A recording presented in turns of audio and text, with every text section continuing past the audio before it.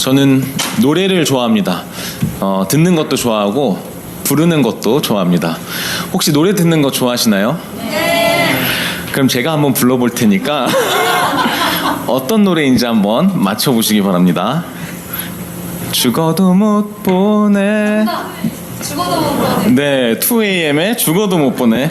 제가 부를 기회를 잘 안 주시네요. 한 곡 더 있습니다. 날 떠나지 마. 박진영의 날 떠나지 마. 더 부르고 싶은데.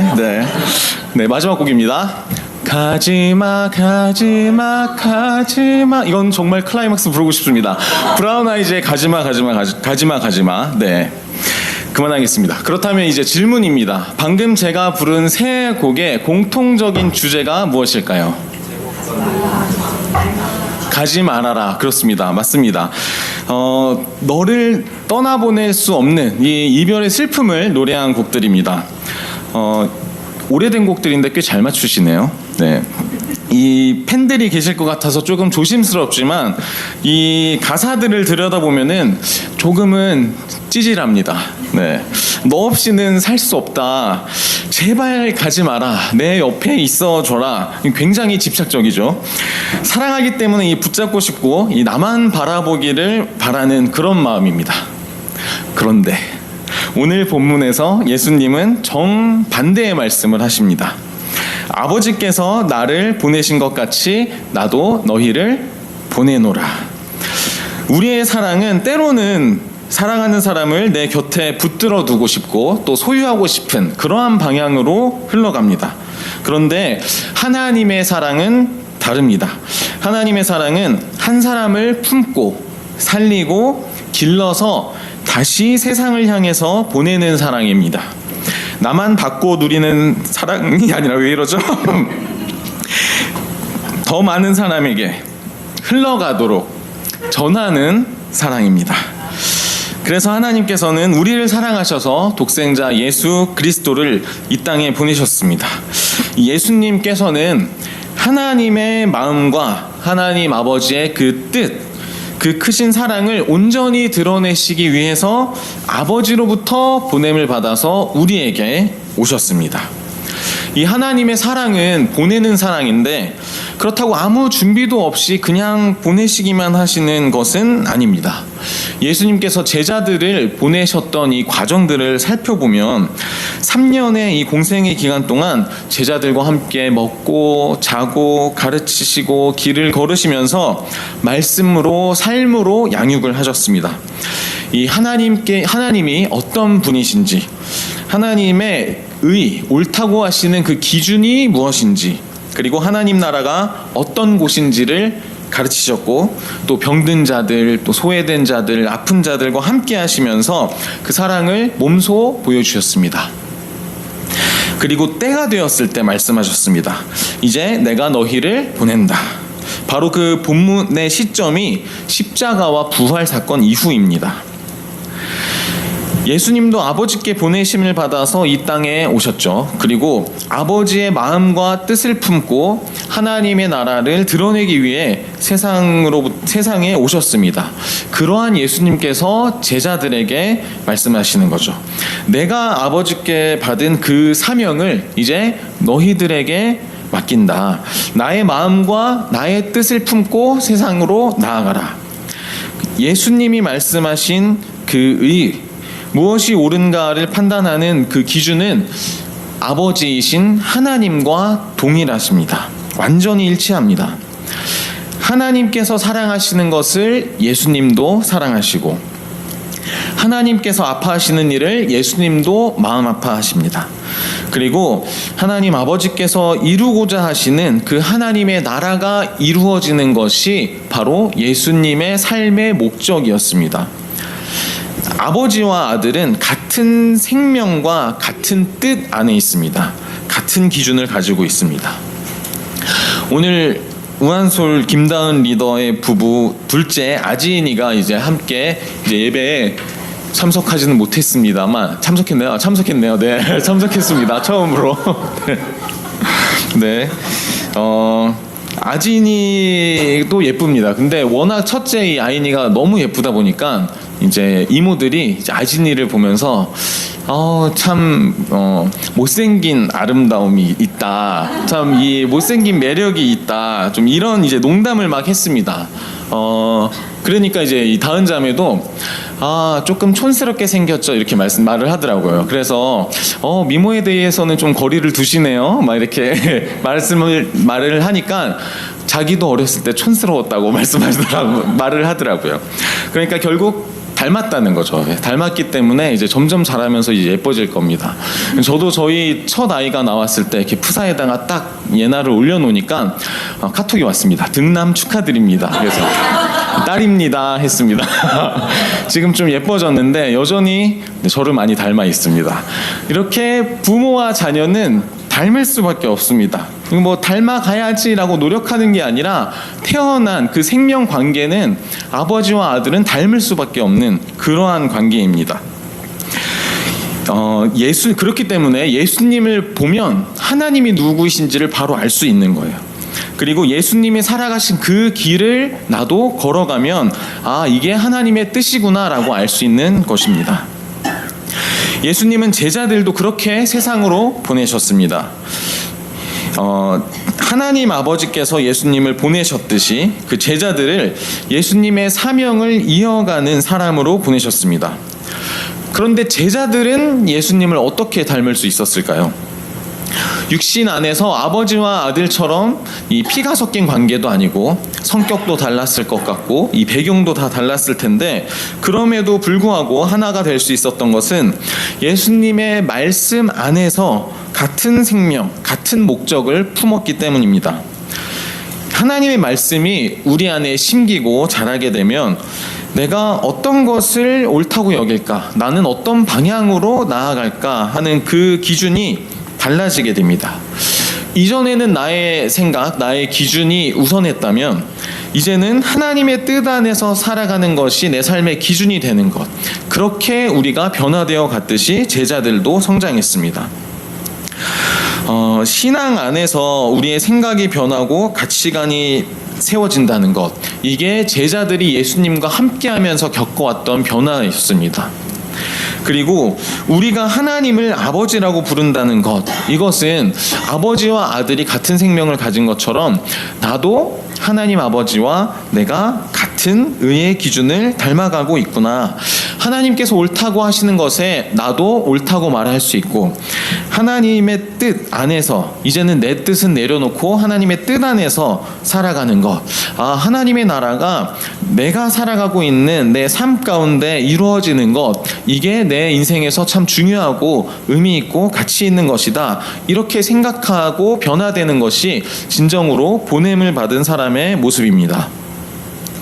예수님께서 제자들을 보내셨습니다. 그리고 제자들은 사도가 되어서 예수 그리스도의 복음을 전했습니다. 그 복음을 전하는 곳들마다 교회가 세워졌고 하나님의 나라를 이루어가는 공동체가 생겨났습니다.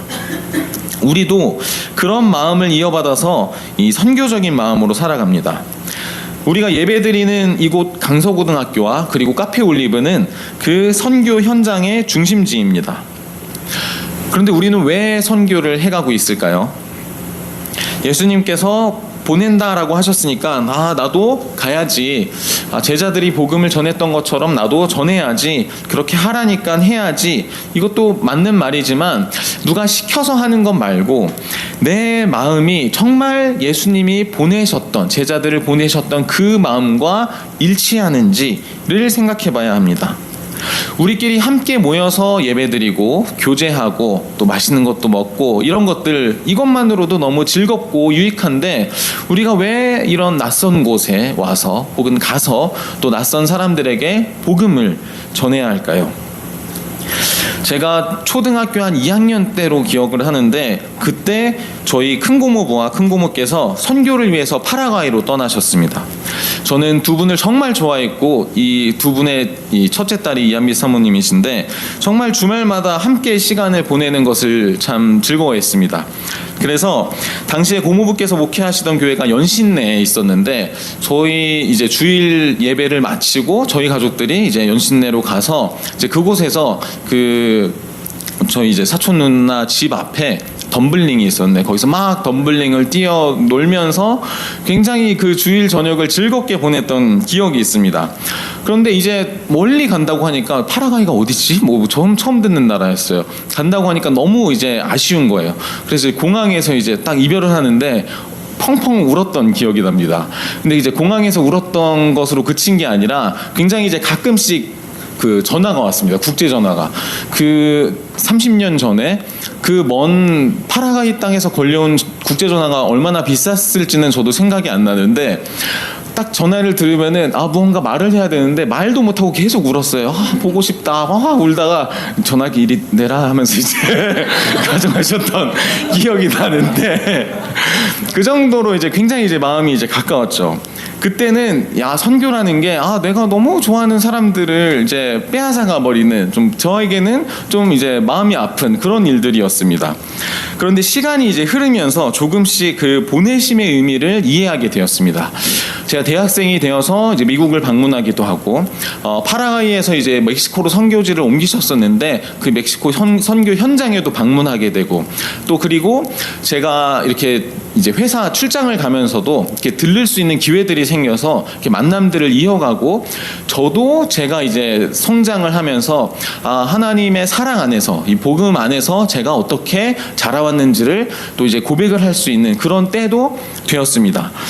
누군가가 이렇게 내게 복음을 전해 주었기 때문에 어떤 어려움이나 불편함을 감수하고서라도 내게 이 복음을 전해 주었기 때문에 내가 하나님의 큰 계획 가운데에서 이 목적 안에서 살 수 있게 되었구나. 그렇게 이제 깨닫게 되었습니다. 여기 계신 이한비 사모님은 제가 자꾸 언급드려서 죄송한데 파라과이와 이제 브라질에서 유년 시절을 보냈어요. 그리고 대학 시절에 이제 캘리포니아 샌디에고에 계셨다가 그때 이제 남편이신 임강영 목사님을 만났습니다. 그 어린 시절에 이제 파라과이가 선교지였는데 이제 교육 환경도 좀 어렵고 해서 그 국경 지역에 있는 브라질에 있는 학교를 다녔어요. 이 초등학교 때 그렇게 초등학교, 중고등학교를 그렇게 다니다 보니까 아마 굉장히 이제 어려움이 많았을 것이다 이렇게 좀 많이 생각이 들었습니다. 그리고 선교지의 현실도 굉장히 힘들었죠. 그래서 저는 기억합니다. 이한배 사모님 이렇게 말했어요. 나는 절대로 목회자나 선교사랑 결혼하지 않겠다. 근데 지금 이제 목회자랑 결혼했습니다. 그렇게 되는 거예요. 그러니까 이 복음이 하나님의 사랑이 그 마음 안에 깊이 심겨져 있으면 내가 어떤 어려움도 보았고 그걸 겪기도 했지만 때로는 그 피하고 싶었던 그 길이 그 길이 결국에 주님이 가셨던 길이고 내 인생에 가장 의미 있는 길이다 이것을 알았던 거죠.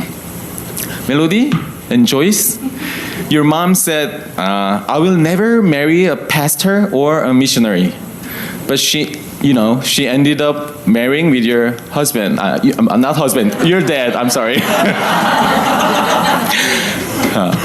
He is the one of the men I respect the most in the world. 그렇게 이 목회자와 결혼해서 이제 몇 년 전에 샌디에이고 나무교회를 이제 개척하셨어요. 아까 이제 소개해드린 것처럼 저희 교회 개척 시기와 굉장히 이제 비슷합니다. 저도 몇 번 가서 예배를 드렸는데 우리처럼 예배 공간이 따로 없어서 이제 현지 교회를 빌려서 이제 예배를 드리는데 이렇게 모여 있으면 굉장히 이제 가족적인 분위기고 굉장히 이제 다정하게 제게 이제 다가와 주셨던 그런 기억들이 납니다. 그리고 개척교회지만 가장 중요하게 생각하셨던 가치가 선교였어요.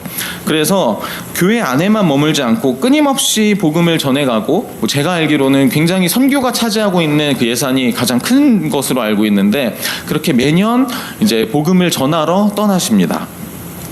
사실 모든 교회는 선교적이어야 합니다. 복음이 정말 내 안에 들어와서 이 생명이 되고 하나님의 사랑이 내 안에 깊이 심겼다면 그 사랑을 나만 간직할 수는 없습니다. 이 복음은 받은 사람 안에 머물러 있지 않고 반드시 흘러가게 되어 있습니다. 그런데 우리는 어떻습니까? 이 복음 전하는 일 견딜만 하십니까? 네. 세상을 살아가는데 소비자의 입장과 공급자의 입장이 있습니다. 소비자의 입장에서는 내가 무엇을 받느냐가 굉장히 중요하죠. 요즘은 배달 시스템이 워낙 잘 되어 있어서 물건을 주문하면 당일에도 받고 또 다음날 새벽에 막 배송이 옵니다. 그리고 먹고 싶은 음식도 손가락 몇 번만 누르면은 바로 집 앞에서 받아볼 수 있습니다. 그런데 공급자의 입장에서 보면은 조금 다릅니다. 우리 카페 올리브도 처음에는 배달의 민족이나 쿠팡이츠 주문 소리를 한 번도 듣지 못한 때가 있었어요. 그래서 이게 고장난 거 아닌가? 아니면은 배민원 이런 소리가 들리면 얼마나 기뻤는지 모릅니다. 우리를 찾아주는구나. 그런데 지금은 감사하게도 이 배달 주문이 많이 몰려옵니다. 우리가 가진 이 맛있는 음식, 파스타, 또 브런치 메뉴를 이렇게 정성껏 준비해서 누군가에게 전달을 하고 그것을 또 맛있게 먹은 사람이 주문하면 우리는 또 준비해서 이렇게 배달해서 보냅니다. 수고스러운 일이죠. 받는 것보다 이 주는 것이 수고스러운 일인데 더 의미 있는 일입니다. 그렇다면 하나님의 마음은 주는 쪽에 가까울까요? 받는 쪽에 가까울까요? 하나님은 생명을 공급하시고 말씀의 씨앗을 심으셔서 우리를 길러가시는 분입니다. 그런데 여기에는 분명한 순서가 있습니다. 우리가 처음부터 이런 공급자의 마음, 하나님의 마음을 아는 것은 아닙니다. 먼저는 하나님의 사랑을 받고 또 말씀을 내 것으로 심고 복음을 받아야 합니다. 내가 받지 않은 것을 흘려보낼 수는 없습니다. 내가 하나님의 마음을 한번 본받아 봐야지 하면서 열심히 봉사하고 또 선교하고 사역한다는 것, 그것으로 저절로 내가 하나님의 마음과 같아지는 것은 아닙니다. 그 사랑이 내 안에 충분히 심기고 복음으로 충분히 내 마음이 변화되면 어느 순간 내가 받는 자리에서 전하는 자리로, 나누는 자리로 옮겨가게 됩니다. 제자들은 완벽하게 준비된 사람들이 아니었습니다. 본문을 보면 제자들은 예수님의 십자가 사건 이후에 유대인들이 두려워서 문을 굳게 걸어 잠그고 있었습니다. 이제 예수님이 계시지 않아도 우리가 한번 복음 전해보자, 이렇게 막 담대하게 준비하고 있었던 것이 아닙니다. 마음도 위축되고 있었고 앞으로 어떻게 해야 하지, 이런 걱정들이 있었을 것입니다. 그때 부활하신 예수님께서 제자들에게 찾아오셨습니다. 그러면서 너희에게 평강이 있을지어다, 이렇게 말씀하셨습니다. 언제 내 마음에 평안이 찾아올까요? 내가 생각했던 일들이 다 잘 되었을 때, 하나님께서 내가 소망하는 것들, 기도를 모두 다 들어주셨을 때, 그때 평안이 찾아올까요? 아닙니다. 예수님께서 십자가와 부활 이후에 찾아오셔서 너희에게 평강이 있을지어다 말씀하셨던 것은 바로 그 십자가 앞에서 나도 우리의 뜻과 우리의 생각이 무너졌지만 오히려 하나님의 더 크신 계획과 목적 안에서 새로운 생명으로 다시 살아났을 때 누리는 평안입니다. 이제 너희도 그렇게 평안을 얻을 것이다. 예수님은 두려워하는 자들에게 이 평강을 주시고 성령을 받으라고 말씀하셨습니다. 예수님께서 이전처럼 내 바로 곁에서 내 눈에 보이는 곳 안에서 계신 것은 아니지만 제자들을 혼자 두시지 않겠다는 것이었습니다. 성령께서 제자들 안에 거하시면서 이 예수님의 생명과 그리고 그 뜻을 이어가게 하실 것이기 때문입니다. 이 성령님께서 나와 함께 하시고 성령님께서 내 마음을 만지시고 주장하시기 때문에 예수님이 하나님과 같은 의의 기준을 보여주셨던 것과 같이 제자들도 예수님과 동일한 삶의 목적으로 살아갈 것이다, 이렇게 말씀하셨습니다.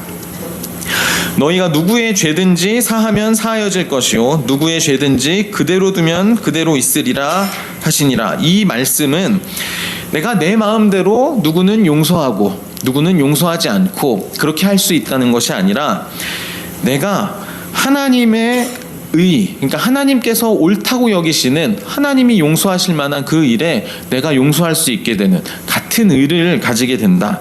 같은 기준, 예수님과 같은 정체성과 같은 본성을 가지고 살게 된다는 그러한 말씀입니다.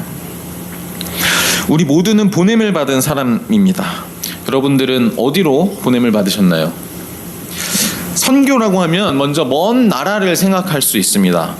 나는 해외에 가는 거 좋아하지도 않고 단기 선교는 뭐 청년 시절에 잠깐 갔다 왔던 적이 끝인데 나는 어디로 보냄을 받을까 이렇게 생각할 수도 있습니다. 그러나 반드시 멀리 떠나야만 하는 것은 아닙니다. 하나님께서는 우리를 지금 우리가 서 있는 이곳으로 보내셨습니다. 가정으로, 학교로, 회사와 일터로, 그리고 이곳 교회로 보내셨습니다. 중요한 것은 내가 물리적으로 어디에 있느냐가 아닙니다. 사도라는 말을 뜻하는 헬라어는 아포스톨로스라고 하고요. 영어로는 아포슬 이렇게 하는데 보냄을 받은 사람, 보냄을 받은 자 이런 뜻을 가지고 있습니다. 우리 모두는 사도와 같이 예수 그리스도의 증인으로 이 세상에 보냄을 받은 사람입니다. 그런데 너희를 어디로 보내셨느냐가 중요한 게 아니라 보냄을 받을 누구로부터 보냄을 받았냐 이것이 더 중요합니다. 예수님께서 말씀하셨죠. 아버지께서 나를 보내신 것 같이 나도 너희를 보내노라. 이 말씀 안에서 살펴보면 보내신 장소보다 보내신 분이 더 중요하다는 겁니다. 그리고 그 보내신 분의 목적이 내 안에 이루어지는 것, 그것이 가장 중요합니다. 회사에서 맡은 일 열심히 하고 또 가정에서 또 좋은 남편으로 살고 학교에서는 또 공부도 잘하고 또 친구들과 사이좋게 지내는 것들 이런 것들이 중요합니다. 사람들에게 친절하게 행동하고 또 정직하게 살아가는 것 이런 것들 굉장히 중요합니다. 나를 보내신 곳 안에서 어떤 역할들을 해나가는 것 그것이 중요하지만 그 역할을 내가 다 한다 그것만으로 보내신 분의 뜻을 내가 이루고 있다라고 말할 수는 없습니다. 그것이 전부는 아닙니다. 더 중요한 것은 예수님께로부터 보냄을 받은 사람으로 그 자리에 있는 것입니다. 아버지께서 예수님을 보내셨을 때 예수님은 그 아버지, 하나님 아버지의 뜻과 목적을 품고 오셨습니다. 마찬가지로 우리도 보내신 분과 같은 뜻을 품고 같은 목적을 바라보면서 살아가야 합니다. 보냄은 장소의 문제가 아니라 정체성 그리고 보내신 분의 목적 이것을 알아가는 문제입니다. 우리 안에 예수 그리스도의 생명이 충만해서 내 성공과 만족 이것이 아니라 하나님의 말씀이 내 삶의 중심이 되고 나의 기준이 하나님의 의의 기준과 일치해서 나를 지으신 하나님의 목적이 내 삶 가운데에서 이루어지는 것 그렇게 될 때 우리는 비로소 그리스도께 보냄받은 사람으로 살아가게 될 것입니다.